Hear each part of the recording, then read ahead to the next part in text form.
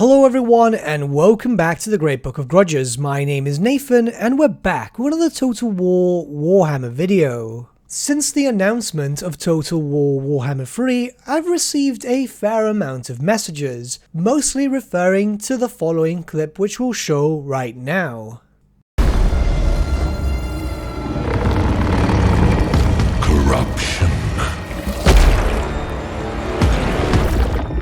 Obsession. Deceit. Rage. So why is this clip so important? Well, some people had taken it as a representation of the Chaos Gods themselves. However, what this is a digital representation of the greater demons of the respective Chaos Gods.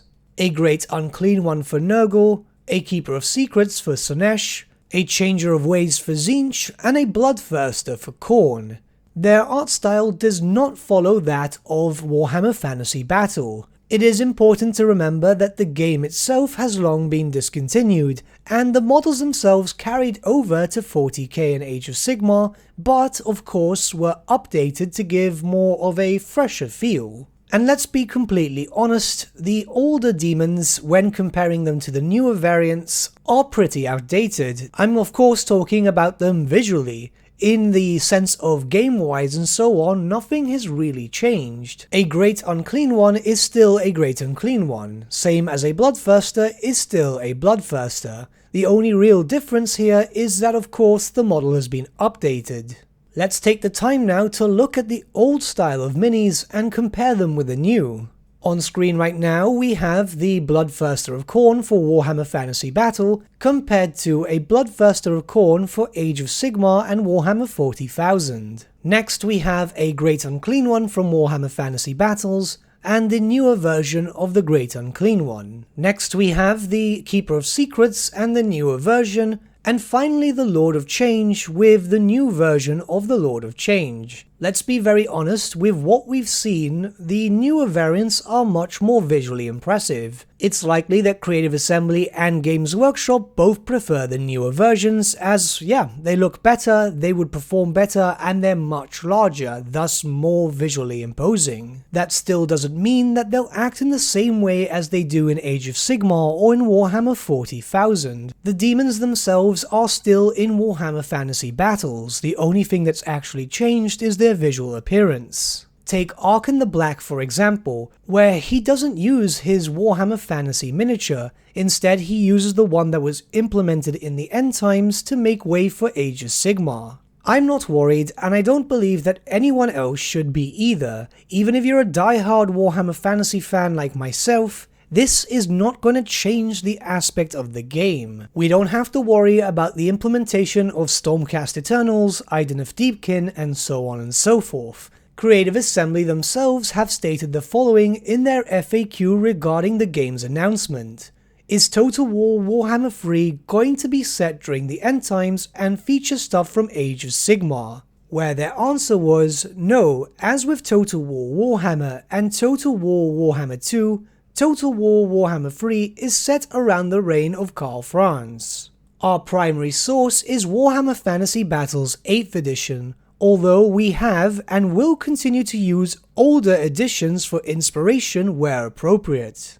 A bit of a strange answer in my opinion, as the end times was still Warhammer Fantasy 8th edition, and still was focused around the reign of Karl Franz. The end times was often referred to as Warhammer 8.5, so it's still there in 8th, but let's not dwell in that so much. If anything, they should have probably worded that answer a little better, cause we have been getting some end times related content. Again, Archon the Black's visual appearance is a perfect example of this, and also Eltharion the Grim's Mistwalker units, as they were introduced in lore through the end times. And let's be honest, for those of us still waiting for Gracia Thanquol and Bone Ripper, it's very likely that we will see their end times models rather than the older ones.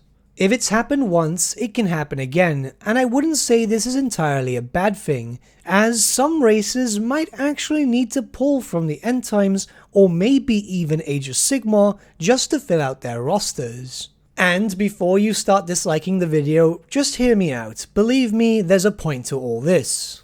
While the grand majority of races and factions in Total War Warhammer have enough possible content to keep us going with DLC for many years to come, there is one specific set of factions which, well, they lack quite a lot.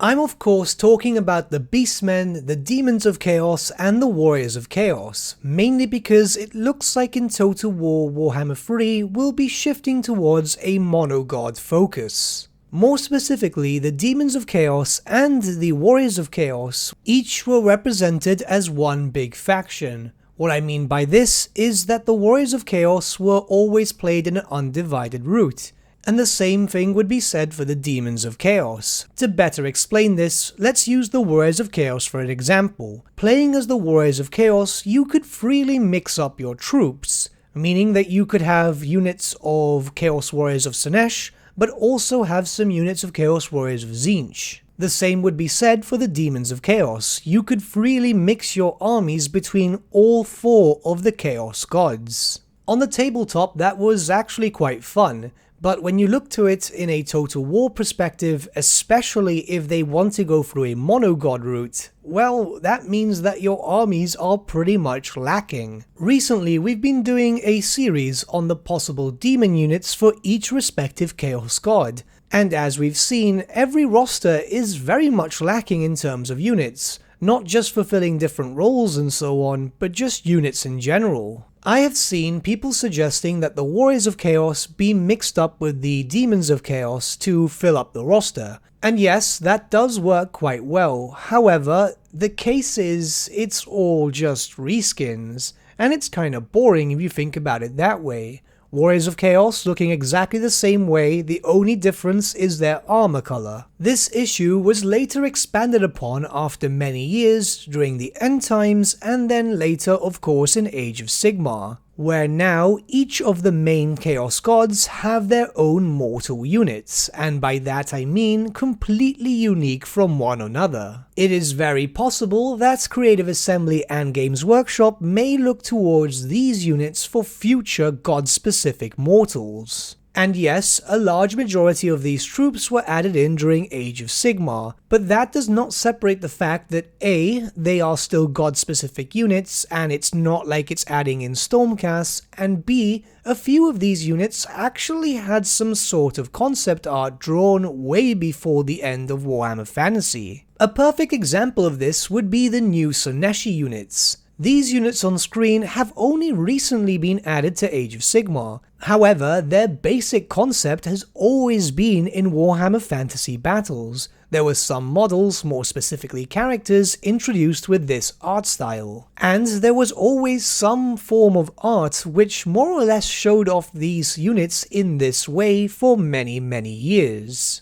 The fact is, many of the models shown on screen right now would fit rather well in the Warhammer Fantasy universe, including Total War Warhammer. We do have a lack of units, we have to agree with that, and yes, the fear is still there regarding Stormcast and so on, but don't worry, I honestly don't think we're going to see them. And while it can be argued that these units themselves would not fit in Warhammer Fantasy as they were never implemented in Warhammer Fantasy, it's important to note that Games Workshop are working on a new Warhammer Fantasy game. Warhammer the Old World will act like the Horus Heresy acts for Warhammer 40k. It's a prelude, and it's very likely that a lot of these minis from Age of Sigmar will be backward compatible with that of Warhammer the Old World, as we've seen a similar thing with Warhammer 40,000 and obviously the Horus Heresy. While yes, a lot of units introduced into Age of Sigmar are way too high fantasy,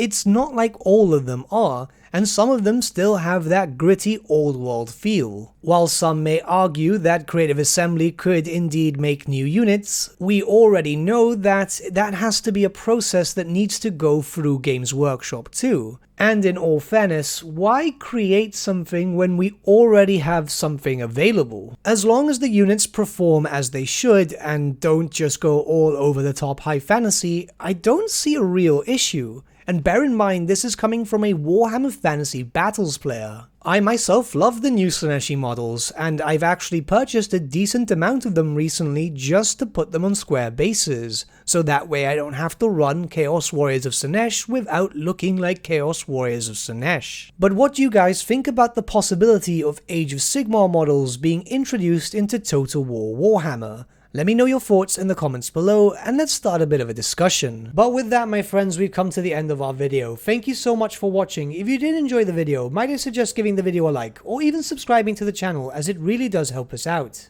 In the description section below are various links to different social media platforms such as Facebook, Instagram, and Discord. Also in the description section is an affiliate link with Element Games where you could buy loads of hobby-based products, not just Warhammer, for 10 to 25% off. Making a purchase using that link and also our special code, which is also in the description, supports the channel at no extra cost to you, which we think is rather cool. A big thank you to our patrons. Your support means the world to us. It's amazing that people want to help a small channel like us grow and get to a higher level of content. A big thank you to Gibraltar LUSC, Ryan Bertsche, Andrew Prince, and Okro for subscribing to us at our Fane level. You guys are super cool. And a big thank you to Edward Yule, VS Vasan, Aaron Whitman, and Shaggy for subscribing to us at our King level. Honestly, we can't thank you all enough. And lastly, a big thank you to all of you for liking, sharing, and commenting on these videos. Honestly, it's because of you guys that the channel has been growing at such a great pace lately, so we can't thank you all enough. But with that, my friends, thank you so much for watching once again, and we shall see you all again very, very soon. Have a good day.